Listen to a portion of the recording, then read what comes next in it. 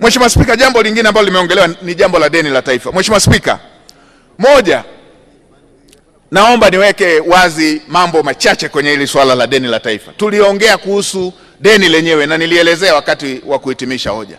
Mimi niweke wazi tu mambo machache. Mheshimiwa Spika, hili jambo la deni la taifa, na wananchi wanisikilize vizuri. Moja, hatutofautiani tu kuhusu namba, figa, kuhusu jumla ya deni, lakini tunatofautiana kuhusu jambo la kwanza, kuhusu kukopa kwenyewe. Hatujaelewana vizuri kuhusu hili jambo la kukopa. Wengine wanadhani tunakopa kwa sababu nchi yetu ni maskini. Wengine wanadhani tunakopa kwa ajili ya matumizi ya kawaida. Wengine wanadhani ni Tanzania tu inayokopa. Mheshimiwa Spika, moja, hatukopi kwa sababu sisi ni maskini. Tunakopa kwa sababu sisi ni matajiri. Mheshimiwa Spika, maskini huwa hakopi. Maskini hakopi kwa sababu hana cha kulipa, haaminiki. Maskini hawezi kuaminika kukopa. Mheshimiwa Spika, na hili jambo la umaskini ni subjective, ni jambo ambalo si objective, ni jambo ambalo tunaenda ngazi kwa ngazi. Yule aliye tajiri zaidi duniani ndio mwenye deni kubwa zaidi duniani. Iko hivyo. Kwa hiyo sasa hivi ukipanga ukubwa wa madeni, anayeongoza ni yule mwenye uchumi mkubwa zaidi duniani, ndio mwenye deni kubwa zaidi duniani. Hivyo ndivyo ilivyo. Kwa yale manchi yote 10 yanayoongoza kwa uchumi duniani ndio yenye madeni makubwa duniani. Ukija hapa Afrika, ukipanga chumi kama tunavyopangana, kuanzia nchi yenye uchumi mkubwa zaidi hapa Afrika ndio yenye deni kubwa zaidi hapa Afrika.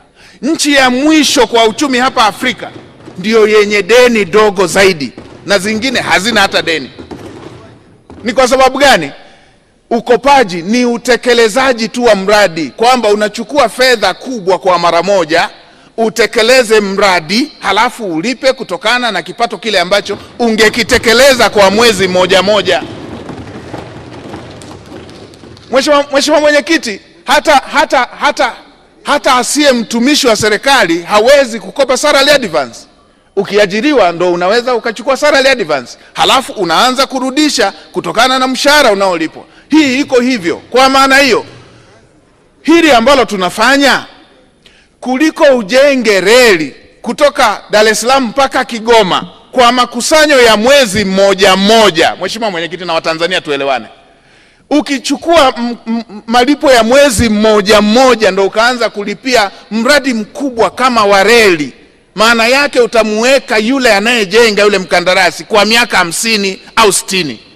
Unachukua fedha ya miaka 20 unaiweka, unalipia ule mradi uanze kukurudishia malipo yake, halafu wewe kwenye makusanyo yale uanze kulipia kile ulichokikopa. Mheshimiwa Mwenyekiti, hata mimi tu hapa deni langu ni dogo kuliko deni la bilionea Msukuma. Msukuma lazima ana deni kubwa. Wewe bilionea lazima atakuwa na deni kubwa kuliko mimi. Hata hapa hivyo.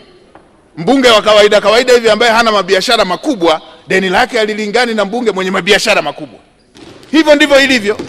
Yeye atakuwa amekopa salary advance, lakini yule atakuwa amekopa mpaka IFC. Atakuwa amekopa mpaka na mabenki ya nje ya nchi. Hicho ndicho ambacho tunatofautiana kuanzia mwanzo. Hatukopi kwa sababu tuko maskini. Tunakopa kwa sababu tunaaminika, na tunakopa kwa sababu tunatekeleza miradi ya msingi ya kimaendeleo. Hicho ndicho ambacho tunafanyika. Na sheria moja ngumu sana iliyowekwa kwenye mambo ya mikopo ni ya nchi ya Tanzania. Ndio maana kwa ukanda wa SADC na ukanda wa EAC, nchi moja ambayo deni lake limetajwa kwamba ni himilivu na linafuata masharti ni Tanzania. Na haya si maneno ya serikali wala si maneno ya waziri wa fedha. Ni wataalamu wanaochambua madeni wamesema Tanzania ndio nchi ambayo iko na B1 positive kwa nchi zote za EAC na za SADC. Moody's wamefanya mwaka jana, wamefanya na mwaka huu, wamekuja na matokeo yale. Fitch Ratings wamefanya mwaka jana, wamefanya na mwaka huu, wamekuja na matokeo yale. Na imetambulishwa duniani kote. Ingekuwa taarifa ya NBS mngesema hii ni ya serikali. Hawa ni wale magwiji wa kwenye eneo hili. Kwa hiyo Mheshimiwa Spika, niliona niseme hili, na taarifa hizi zinatuambia bado tuko vizuri. Na Mheshimiwa Spika, kuna mchangiaji mmoja alisema kwamba mbona concessional loans zimeongezeka wakati commercial zimepungua. Concessional loans hii ni mikopo yenye masharti nafuu. Hizi ndo ambazo unaona hizi framework agreement ambazo tunazipata, na tunazipata tu kwa sababu nchi inaheshimika, na hizi ni nafuu, riba yake ni chini ya 2%. Ni tofauti na kwenda kukopa mkopo wa kibiashara ambao riba yake ni 10%, 12 na kuendelea. Kwa maana hiyo, hii kuongezeka ni akili kubwa sana ambayo rais wetu ameitumia kuhakikisha tunakopa mikopo yenye masharti yaliyopoa. Mtu yeyote anayekopa angetamani apate masharti yaliyopoa. Nchi zingine hawezi wakapata hata hiyo, lakini hizi ni PR, ni mahusiano makubwa ya nchi yetu na nchi zingine ambazo rais wetu ameyajenga, na hii ni jambo ambalo linasaidia.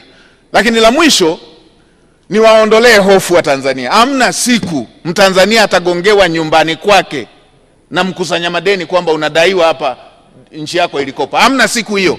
Haya ni matumizi ya serikali. Haya ni matumizi ya serikali, yatakuwepo kwenye bajeti za serikali, kwa sababu hicho ndicho ambacho kinafanya nchi inakopa kwa kuangalia bajeti za serikali. Sasa wenzetu wanaenda huko wanaanza kumwambia mwanakijiji aliyeko kule, ninyi hapa mnadaiwa, ninyi hapa mnadaiwa. Labda wao ndo wanawadai ile michango ya kwa ajili ya kuendesha vyama vyao vya siasa, lakini deni la taifa, hakuna siku Mtanzania mmoja atakutwa nyumbani kwake kwamba wewe unadaiwa, kwamba ataswagiwa mifugo yake ama atachukuliwa mahindi yake.